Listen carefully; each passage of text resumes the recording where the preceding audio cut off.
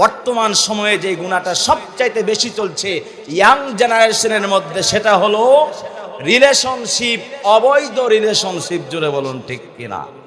Just friend, এরপরে best friend আর boyfriend, এগুলা বলে। জোরে বলুন ঠিক কিনা? জাস্ট ফ্রেন্ড, বেস্ট ফ্রেন্ড আর বয়ফ্রেন্ড, আর জাস্ট ফ্রেন্ড, বেস্ট ফ্রেন্ড আর গার্লফ্রেন্ড, এগুলো আছে না নাই? এরা যুবকরা বুঝবেন, আপনারা যারা বৃদ্ধ হয়ে গেছেন বুঝবেন না। যুবক ভাই, আপনাকেই বলছি, শুনুন। আল্লাহ পাক রব্বুল আলামিন বলেন, ওয়াল্লাযীনা হুম লিফুরুজিহিম ইউহাফিজুন ক্বাদ আফলাহাল মুমিনুন। সূরাতুল মুমিনের মধ্যে আল্লাহ পাক মুমিনদের সফলতার কথা বলেছেন। ওই সব মুমিনরা সফল হবেন তারা হলো যারা তাদের লজ্জাস্থানগুলোকে হেফাজত করবেন। চিৎকার দিয়ে বলা যাবে কি সুবহানাল্লাহ?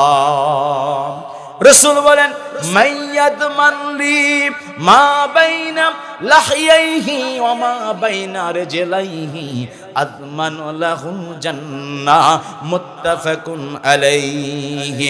রাসূল বলেন, আমার উম্মতের মধ্যে যুবক হোক আর যুবতী হোক, নারী হোক আর পুরুষ হোক, বৃদ্ধ হোক আর বৃদ্ধা হোক, যারাই জবানের গ্যারান্টি আমি রাসূলের কাছে দিবে, আর লজ্জাস্থানের গ্যারান্টি আমি রাসূলের কাছে দিবে, আমি রাসূল তাকে জান্নাতের গ্যারান্টি দিলাম। চিৎকার দিয়ে বলা যাবে কি সুবহানাল্লাহ?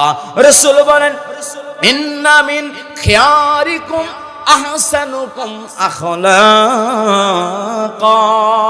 তোমাদের মধ্য থেকে, পৃথিবীতে যত মানুষ আছে সব মানুষগুলোর মধ্য থেকে তোমরাই উত্তম, যাদের চরিত্র ভালো। জুড়ে বলুন ঠিক কিনা?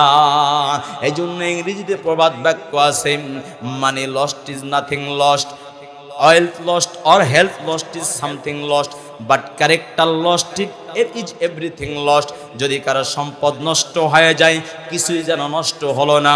যদি কারো স্বাস্থ্য নষ্ট হয়ে যায়, ইচ্ছে হলে আল্লাহ পাক দয়া করলে আবার তার স্বাস্থ্য ফিরে আসতে পারে, যৎকিঞ্চিত ক্ষতি হয়ে গেল।